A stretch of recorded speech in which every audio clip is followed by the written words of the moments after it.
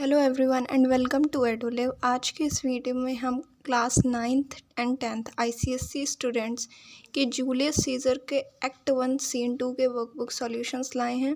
तो स्टार्ट करते हैं video.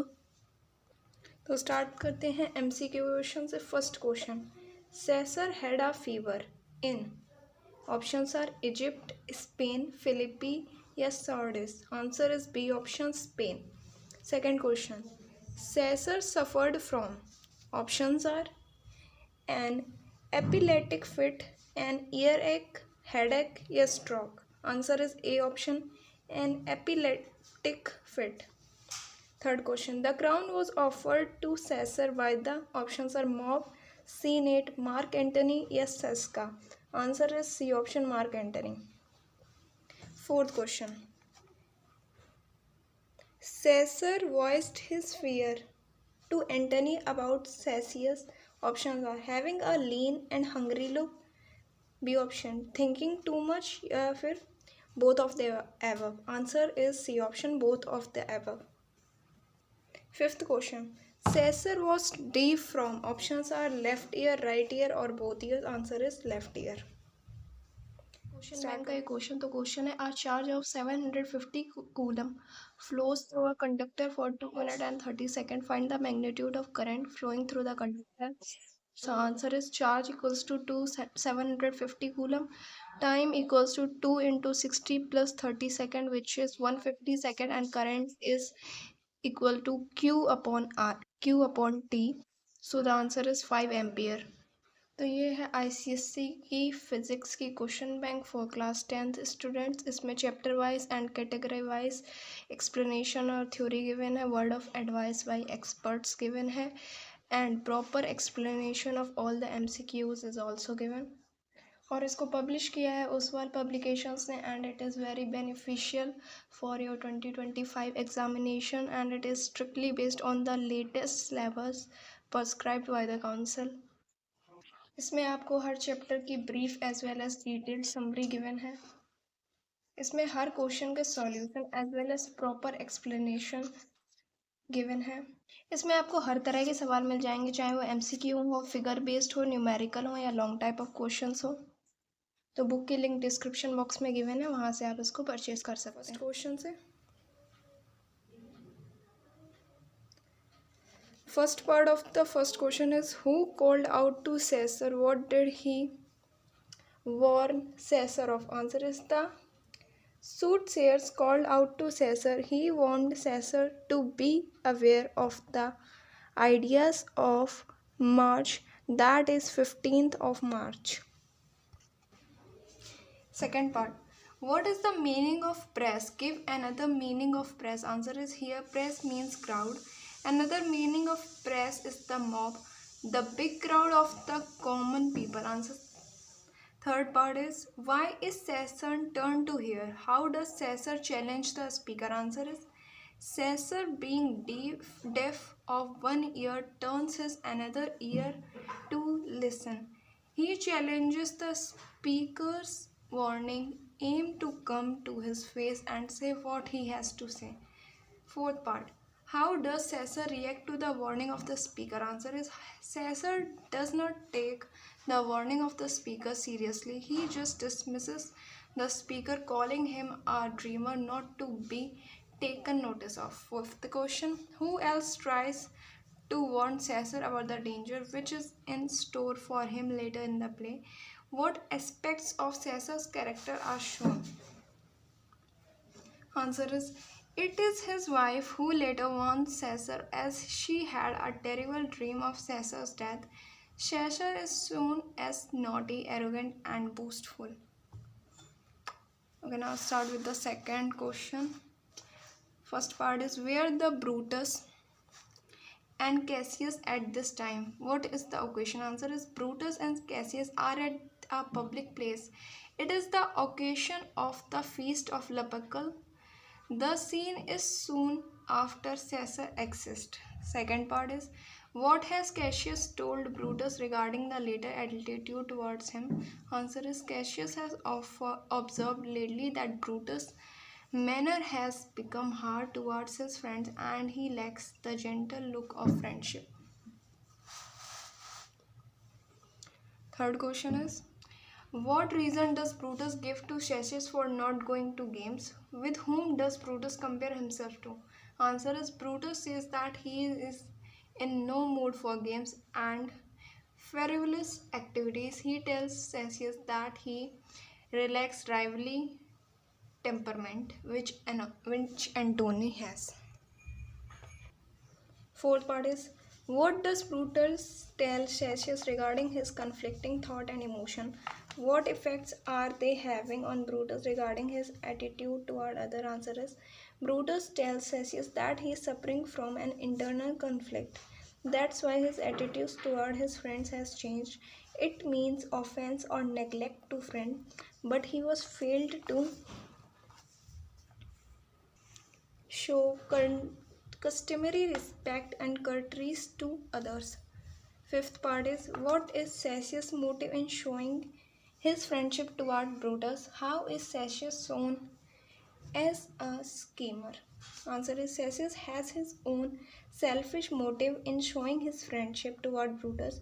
He wants to poison Brutus' mind by speaking about the growing parts and popularity of Caesar, whereas Brutus is no less than Caesar. The third question, first part is, what does Cassius go on to tell Brutus about what the people are lamenting about? Answer is, Cassius goes on to tell Brutus that people hold him in high esteem and Brutus is unaware of his goodness and nobility. People are lamenting that the operation why Caesar is not being noticed by Brutus. Second part is, what dangers does Brutus refer to after the extract? Answer is, Brutus refers to the dangerous instinction made by Cassius. Brutus says that he is not aware of what happening is there because being a close friend of Caesar, he does not notice Caesar's tyranny. Third part is, how does Cassius offer to show the brothers his true worth? Answer is, Cassius offers to be Brutus' mirror to reflect the latter's virtues about which Brutus is still unaware. Fourth part is, how does Cassius convince Brutus not to doubt him? Answer is, Cassius assures Brutus that he is never flippant as and superficial. He does not talk insincere or false things. He is a trusted friend who is loyal in friendship. Fifth part is, how does Brutus portray himself to be truly concerned about the present condition prevailing in Rome? Answer is, Brutus portrays himself as a well-wisher of a common people. He is ready to stake his honors for the sake of Rome if it faces tyranny. Fourth question, first part is, why are Brutus and Cassius alone together at this time while the festives are on? Answer is, Brutus and Cassius were alone together after the exit of Caesar at the Lupercal festivals because they are discussing the affairs of the state in the wake of Caesar's triumph over Pompey and his sons. Second part is, why is Brutus not in favor of Caesar becoming king? Answer is, Brutus is not in favor of Caesar becoming king because of fear of replications can be in danger if all powers are vested in one person. Third part is, what two weaknesses of Caesar does Cassius highlight to Brutus? Answer is, Cassius highlights Caesar's weakness as he proved to be poor swimmer when challenged to leap into the turbulent water of the river Tiber. Caesar cried like a helpless cur, where he was stricken with fever in Spain. Fourth part is, how does Cassius compare the names of Brutus and Cassius to that of the name of Caesar?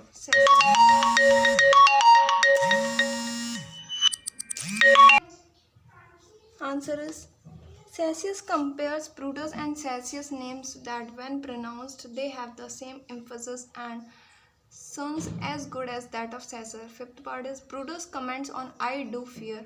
What does the word fear signify? How does Cassius interpret the word fear to judge the practice mind? Answers.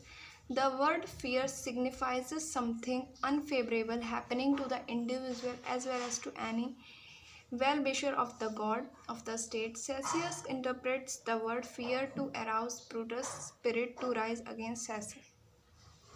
Now start with the fifth question. First part is who speaks these lines? Who was Aeneas? Answer is Cassius speaks these lines. Aeneas was the founder of Rome when the Greeks burned and looked Troy after years of siege. Aeneas rescued his father Anchises by carrying him on his back. Second part is why does Cassius compare himself to Aeneas? Answer is Cassius compares himself to Aeneas because just as Aeneas saved his father in a crisis, in the same way Cassius saved Caesar from being carried away by the strong waves of the river Tiber. Third part is who is this man referred to in the fourth line of the extract? What grudge does the speaker bear against this man? Answer is this man referred to be here is Caesar. The speaker bears a grudge against Caesar, who is not stronger or taller than him in any way. Fourth part is how does the speaker compare this man to God? Answer is the speaker compares Caesar to God, sarcastically meaning that Caesar is no god at all. Fifth part is what does this speech reveal about the speaker? Answer is this speech shows his jealousy for Caesar, whom he does not consider so great as he has been made out to be. Sixth question, first part. What does the word jealous means in the extract? Answer is the word jealous in the context means doubt. So nothing jealous means without doubt or very sure. Second part is Brutus is aware of Cassius' motive. What is the motive? Answer is Brutus is aware that he has to complete understanding and Cassius' motive, which is to be seek Brutus' approval and the consent to join his enterprise in killing Caesar.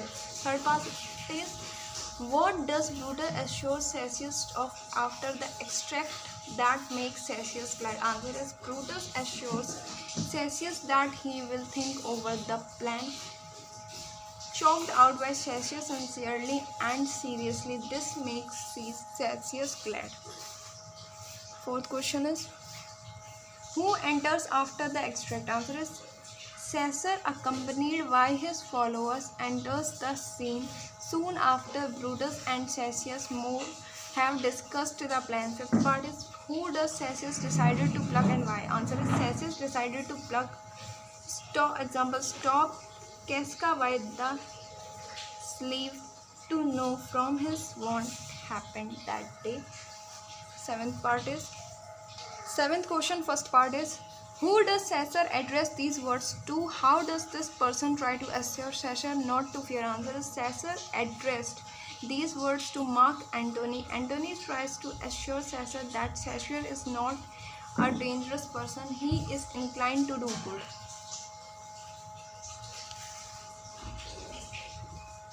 Second question is how is Caesar not convinced? Answer is Caesar is not convinced by Antony's words because he wishes that Cassius should have been fat. The lean or hungry looks of a man are dangerous according to Caesar. Third part is what reasons does Caesar give for fearing the person in question? Answer is Caesar explains why such a person is to be feared. Cassius reads too much. He is a great observer and his sharp eye can read the character of man and discovers their motive. Men such as Cassius, why do not smile or love no music are dangerous. Fourth part is which weakness of Caesar is shown after the extract? Answer is a little later. We are told that Caesar could not bear the foul smell of the shouting crowds. Actually, he had an epileptic fit. His mouth started foaming and he was unable to speak. Fifth part is, how is Caesar shown to be a far-sighted and wise in his judgment of character? Answer is, Caesar truly judged Cassius' character. It was Cassius who became dangerous out of his jealousy towards Caesar. Eighth question, first part. What had changed that day as described by Seska? Answer is, Seska described that Caesar was affected the crown at the feast, though it was declined each time it was offered. Second part is, in what way was the incident a more foolery? Give 3 instances. Answer is, Seska says that offering the crown and its decline by Caesar was all a mere foolery. Firstly, it was not a crown, it was just a garland of flowers. Second, Caesar rejected it though he wished to have it. The crowd roared, applauded as if in a... Third part is, what information did Seska give about Flavius and Marulus? Answer is, Seska gave the information that the tribunes Flavius and Marulus were dismissed from their post for pulling down decorations from Cassius' image. Fourth part is, what is Brutus' assessment of Seska when he leaves? How does Cassius contradict Brutus about his assessment? Answer is, Brutus had a poor opinion of Seska, according to whom Seska had grown into an adult and stupid fellow, though he was quite good when he was at school. Seska contradicts Brutus by saying Seska is still sharp and boots on a snow of dullness. Fifth question is, how does Cassius judge Brutus' character at the end of the scene? What do you think of Cassius from this judgment? Answer is, at the end of the scene, Cassius says that though Brutus is a noble person, he is easily influenced by a person like him.